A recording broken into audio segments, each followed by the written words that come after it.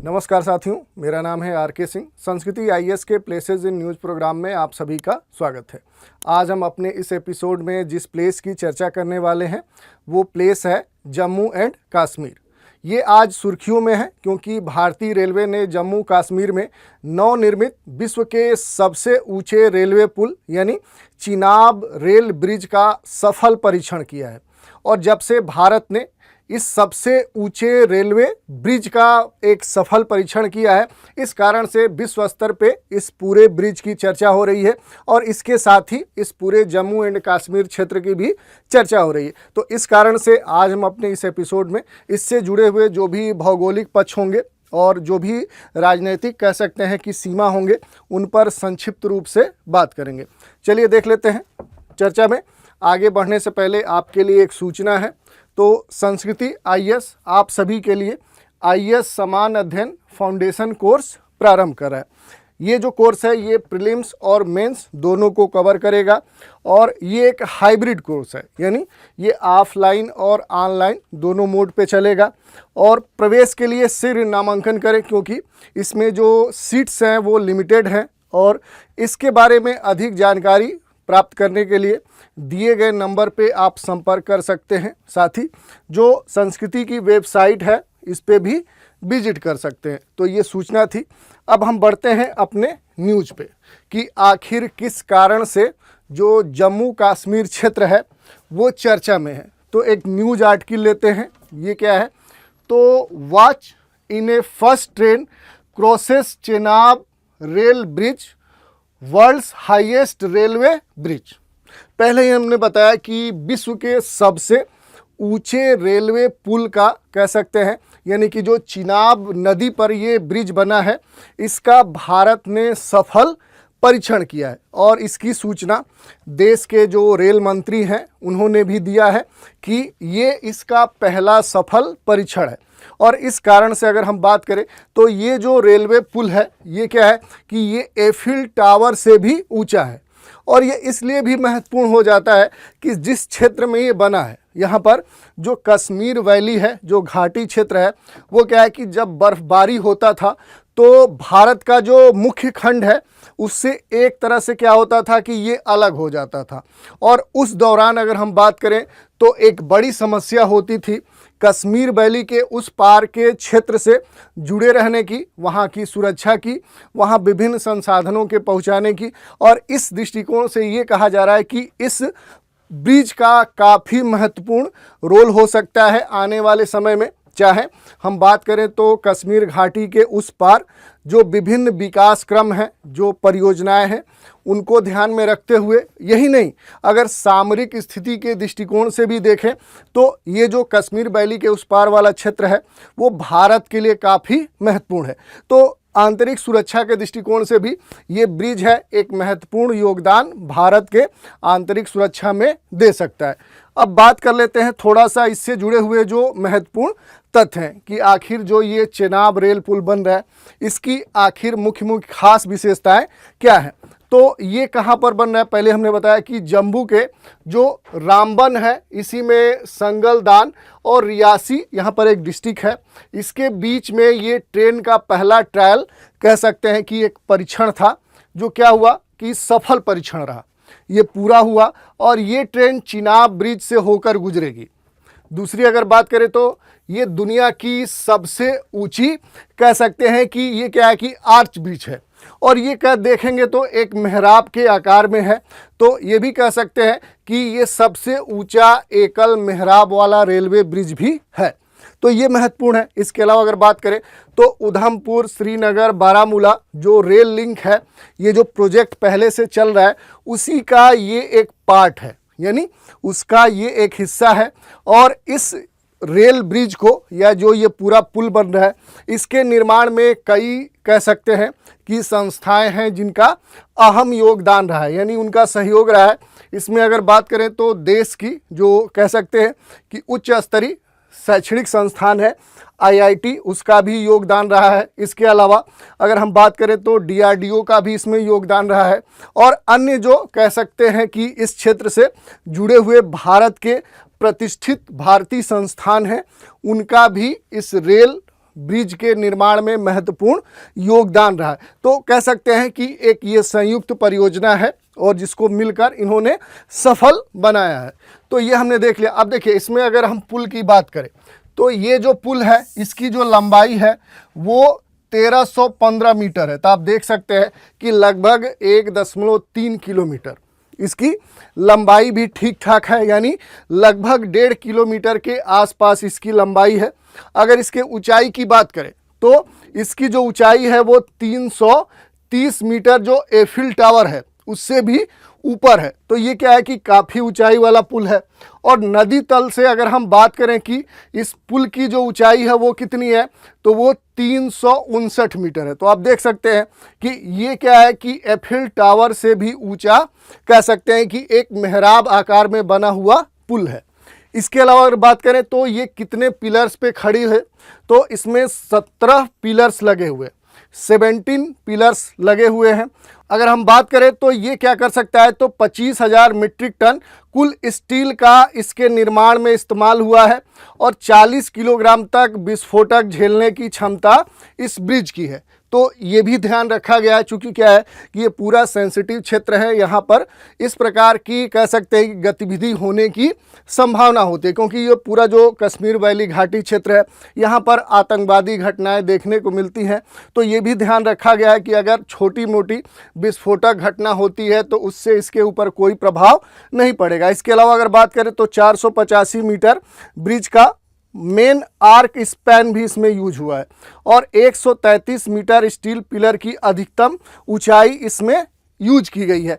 तो ये इसके बारे में हमने देख लिया। इसके अलावा अगर बात करें तो पहले हमने बताया कि इसमें क्या है कि 17 पिलर लगे हुए हैं और मेहराब में क्या है कि मूल रूप से स्टील के बॉक्स लगे हैं और उनकी स्टेबिलिटी बढ़ाने के लिए क्या है कि उसमें कंक्रीट भरा गया है।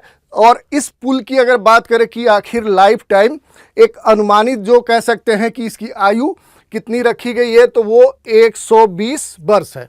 तो ये महत्वपूर्ण है। इसके अलावा पहले हमने बताया कि इसको विस्फोटक रोधी बनाया गया है, यानी आसानी से किसी भी एक्सप्लोजन से ये क्या हो सकता है कि विस्फोटित नहीं हो सकता, टूट नहीं सकती है। इसके अलावा अगर बात करें तो ये भूकंप रोधी भी है, क्योंकि ये कहा जा रहा है कि 8 इंटेंसिटी यानी तीव्रता वाले भूकंप को भी क्या कर सकता है कि ये झेल सकता है। तो इस दृष्टिकोण से क्या है कि ये एक महत्वपूर्ण कह सकते हैं ब्रिज है और इसकी अपनी खास विशेषताएं हैं। ये हमने बात कर लिया कि आखिर जो ये ब्रिज बनी है। अब इसमें क्या है कि महत्वपूर्ण ये है कि ये जो ब्रिज बना है वो किस पे बना है, तो ये चिनाब नदी पे बना है। तो थोड़ा सा चिनाब नदी के बारे में भी हम समझ लेते हैं। तो चिनाब नदी क्या है कि मुख्य रूप से अगर हम इसको देखें तो ये सिंधु जो नदी है उसकी एक सहायक नदी है। इसका जो उद्गम होता है वो भारत के हिमाचल प्रदेश के जो लाहौल स्पीति ज़िले हैं वहीं से ये निकलती है और फिर ऊपरी हिमालय के तांडी नामक स्थान से क्या है कि ये दो धाराओं में देखें तो एक तरह से बटी हुई देखने को मिलती है। और यहाँ पर क्या है कि चंद्र और भागा के संगम से ये क्या है कि यहाँ पर ये बनती है और फिर ऊपरी भाग में इसे चंद्र भागा भी कहते हैं। तो ये इसका बेसिक हुआ। इसमें भी अगर हम बात करें तो ये जो नदी है ये क्या है कि मूल रूप से जो जम्मू कश्मीर राज्य है भारत का, वहाँ से होकर ये प्रवाहित होती है। और ये जो नदी है ये अगर हम बात करें तो जो यहाँ पर शिवालिक पूरा पर्वतमाला रेंज है और दूसरी जो लघु हिमालय है, ये दोनों जो पर्वत श्रृंखला है उन्हीं के बीच में जो खड़ी चट्टानें हैं उनके बीच में ये नदी देखने को मिलती है, ये वहीं पर अवस्थित है। तो ये भी महत्वपूर्ण है। और दक्षिण पश्चिम की ओर मुड़कर क्या है कि फिर ये आगे अगर आप देखेंगे तो फिर ये क्या है कि ये पाकिस्तान की तरफ बढ़ती है। अब इसमें देखिए इसमें कई नदियां आकर मिल जाती है। जैसे आप देखेंगे तो यहाँ पर आपको रावी देखने को मिलेगी और जब चेनाब आगे बढ़ती है तो फिर इधर से आने वाली जो सतलुज नदी है उससे ये फिर मिल जाती है और फिर यही आगे बढ़ के क्या है कि ये सिंधु नदी से जाकर मिलती है। इसके अलावा अगर हम बात करें तो इसकी जो लंबाई है वो 974 किलोमीटर है और यह नदी मूल रूप से क्या करती है तो ये कई नहरों को सिंचाई के लिए पानी उपलब्ध कराती है।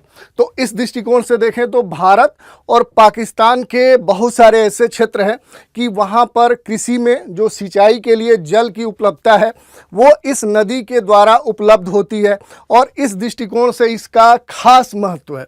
इसके अलावा अगर बात करें तो इसकी कौन कौन सी प्रमुख सहायक नदियां हैं, तो इसमें अगर हम बात करेंगे तो जो मियार है, नाला है, सोहल है, थिरोट है, भूत नाला है और मरुसूदर है। इसके अलावा लिदरारी भी है। ये क्या है कि ये इसकी कुछ महत्वपूर्ण क्षेत्रीय नदियां हैं जो इससे आकर मिलती है। तो ये क्या है कि आपके लिए ये महत्वपूर्ण है कि आखिर जो चेनाब नदी है ये कहाँ से निकलती है। तो आप देखेंगे कि यहीं ये हिमाचल प्रदेश में अगर आएंगे तो यहीं से जो लाहौल स्पीति डिस्ट्रिक्ट है वहाँ से ये निकलती है और फिर आगे जम्मू कश्मीर में होते हुए पाकिस्तान में प्रवेश करती है। तो ये मैप आपको पता होना चाहिए कि कौन कौन सी नदियाँ एक दूसरे से आपस में आकर मिल रही हैं। और यही नहीं, आपको यहाँ ये भी देखना है कि यहाँ पर अगर हम बात करें तो जैसे यहाँ पर जो चेनाब नदी है ये क्या है कि देखिए ये आगे बढ़ रही है और इसके बाएं से आप देखेंगे तो रावी से ये मिल रही है। यही नहीं, अगर हम बात करें सतलुज से तो सतलुज से भी क्या है कि ये बाएं तरफ से आकर मिल रही है और फिर ये नदी आगे बढ़ने के बाद क्या है कि फिर बाएं से ये क्या है कि ये फिर सतलुज के बाद सिंध से मिल जा रही है, यानी इंडस से मिल जा रही है। तो ये भी आपके लिए महत्वपूर्ण है। ये जो पूरा इनका कह सकते हैं कि यहाँ पर जो नदी तंत्र दिखाया गया है ये आपके लिए महत्वपूर्ण है। ये हमने चर्चा कर ली। अब इसी में थोड़ा चर्चा कहाँ की हो रही है, तो ये जम्मू कश्मीर राज्य की हो रही है। तो इसके बारे में भी हम देख लें तो अभी हाल में अगर हम बात करें तो जम्मू कश्मीर क्या है कि यहाँ पर भारत सरकार के आर्टिकल 370 का जो विशेष दर्जा पहले इसको प्राप्त था उसको हटा दिया गया और अगस्त 2019 से भारत की संसद ने जम्मू कश्मीर पुनर्गठन अधिनियम 2019 पारित किया और इसके द्वारा क्या है कि 31 अक्टूबर 2019 को लद्दाख यूटी केंद्र शासित प्रदेश के रूप में बन गया। तो यहाँ क्या है कि अब जो जम्मू कश्मीर है वो एक स्वायत्त राज्य है और जो यहाँ पर आप देखेंगे जो लद्दाख है, यहाँ पर जो दो ज़िले हैं, इधर कारगिल है और इधर लेह है, इन दोनों से मिलाकर क्या है कि एक यूटी बना दिया गया है लद्दाख। तो अब यहाँ पर दो राज्य हैं। इधर आप आएंगे तो जम्मू एंड कश्मीर है और इसमें अगर आप देखेंगे तो जो कुल डिस्ट्रिक्ट्स हैं वो इस समय 22 डिस्ट्रिक्ट हैं।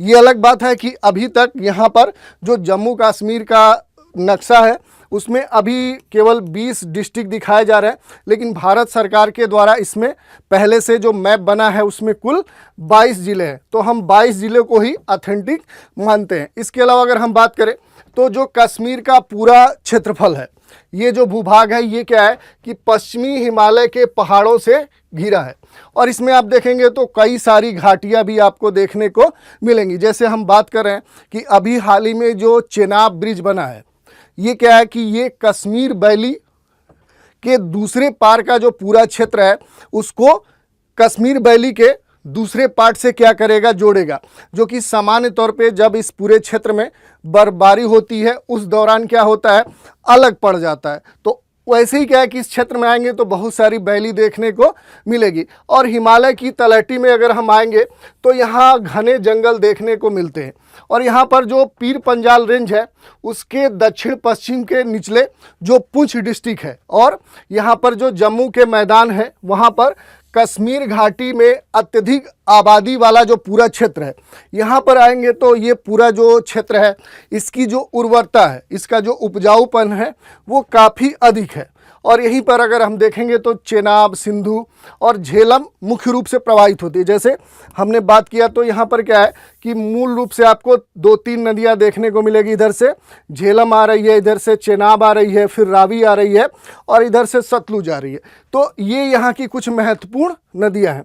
इसके अलावा अगर बात करें तो यहाँ पर कुछ महत्वपूर्ण देख सकते हैं कि जलीय क्षेत्र हैं, जैसे जो डल झील है, बुलर झील है और यहीं पर जो होकरसर आर्द्र भूमि है, जो वेटलैंड है, ये भी इस क्षेत्र के दृष्टिकोण से देखें तो ये महत्वपूर्ण है। और मूल रूप से जो यहाँ पर आर्द्र भूमि है वो आपको ध्यान देना है और इसलिए इस पूरे क्षेत्र के संरक्षण के भी प्रयास किए जा रहे हैं। अब हम बात कर लेते हैं जम्मू कश्मीर के जलवायु की।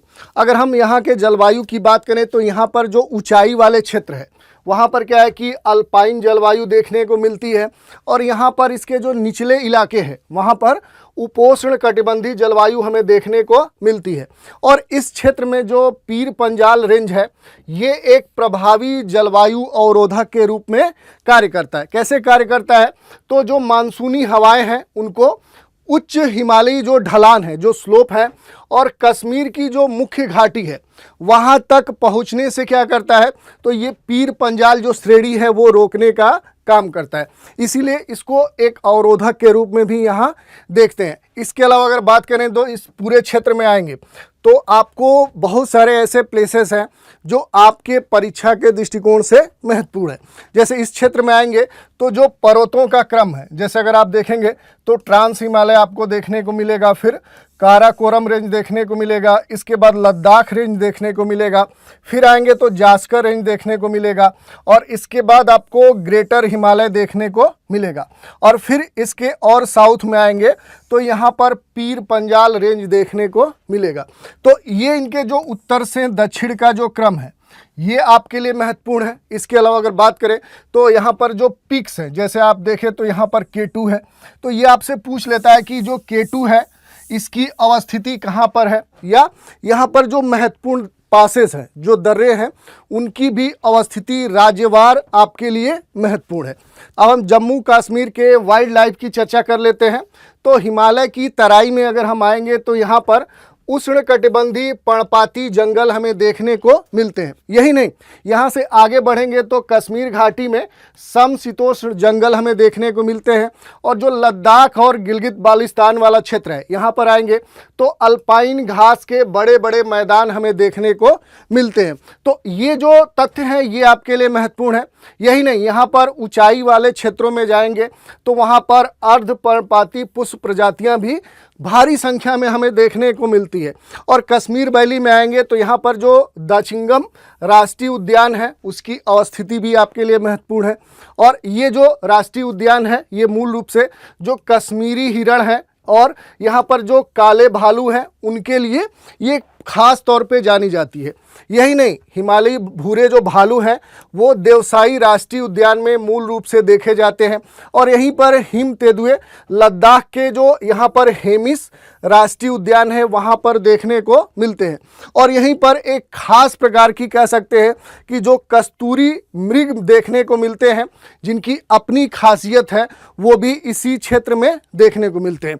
इन जीनों के अलावा अगर देखें तो यहाँ पर तेंदुआ, बिल्ली, लाल लोमड़ी, हिमालयी जो भेड़िए हैं, ऐसी बहुत सारी जो प्रजातियां हैं वो आपको देखने को मिल सकती हैं। तो ये हमने यहाँ के वन्य जीव की चर्चा कर ली।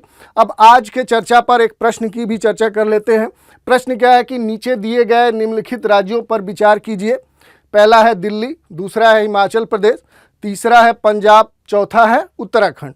पूछा जा रहा है कि उपरोक्त में से कौन सा से देश की सीमा जम्मू कश्मीर से स्पर्श करती है। ठीक है, ये प्रश्न है, विकल्प है 2 और 4, फिर है 2 और 3, केवल 4, और 2, 3 और 4।